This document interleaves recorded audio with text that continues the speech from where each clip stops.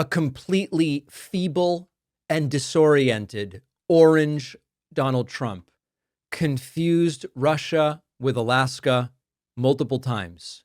If Joe Biden did this, they'd be calling for his head. Presented to you here. Emergency. And it's embarrassing for me to be up here. You know, I'm going to see Putin. I'm going to Russia on Friday. I don't like being up here talking about how unsafe and how dirty and disgusting this once beautiful capital was. Trump is not going to Russia. He is going to Alaska. Now, listen, these are the same people who lost their minds every damn time Joe Biden misspoke. When Biden called someone by the wrong name, MAGA said this is a national emergency. We must put a stop to this. And Fox News spent days and days talking about it and talking about neurological conditions, and the right would clip every stumble and every verbal slip, including looping them slowed down on social media, asking, is he fit to serve, and all of that. Trump is now confusing a U.S. state with the country that we fought a Cold War against. And the same crowd that said mental acuity is the most important thing, they're very, very quiet, very quiet. And it got worse. In the sort of same kind of ramble, Donald Trump started talking about changes in land and how Russia has taken oceanfront property. These are really, really wacky delusions. Like I've heard more coherent stuff sitting at a bar next to someone who's been there 8 hours. Bad. But it's very complex because you have lines that are very uneven, and there'll be some swapping, there'll be some changes in land, and the word that they will use is, they make changes. We're going to change the lines, the battle lines. Russia's occupied a big portion of Ukraine. They've occupied some very prime territory. We're going to try and get some of that territory back for Ukraine. But they've taken some very prime territory. They've taken largely ocean, in real estate we call it oceanfront property. That's always the most valuable property.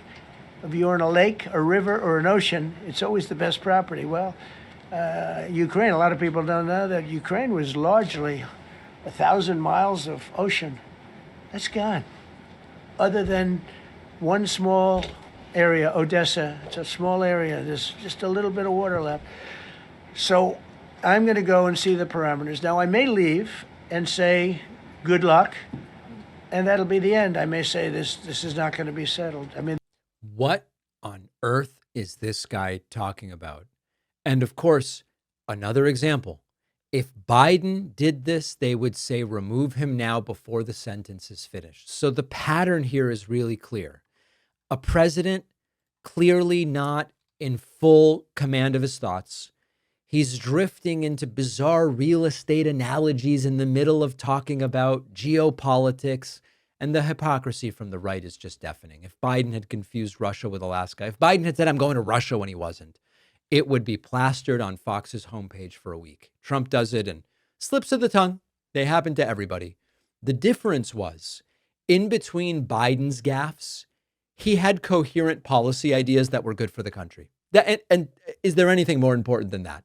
Trump's gaffes are the policy points. Trump's policy points are rambling monologues with no connection to reality, wrapped in self-victimization and I guess real estate cliches. And this is the guy that Republicans say we want representing us on the world stage in Russia, even though it's actually going to be in Alaska. Where are the calls for an investigation into fitness?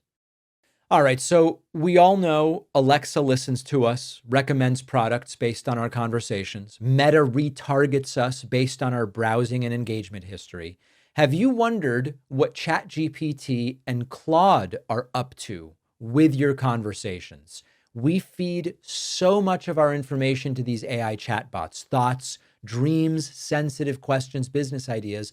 They take the information, tie it to your identity, and they can sell that to third parties and governments. ChatGPT has the former director of the NSA on their board right now. That doesn't feel awesome. It took us a long time to truly understand what social media companies were doing with our data. We don't have to make the same mistake with AI. And that's why I've started using Venice AI, a generative AI platform that is private and permissionless. They don't spy on you. Venice AI won't censor the AI. They have a safe mode, which you can turn off for both text and image generation. Messages are encrypted. Your conversation history is only stored on your browser. I love the Pro plan because I get upgraded features like uploading files, unlimited text prompts. Check it out. If you want to use AI without censorship or fear of handing over your most intimate thoughts to a corporation or the government, go to venice.ai/Pacman and use code Pacman to get 20% off their Pro plan. The link is in the description.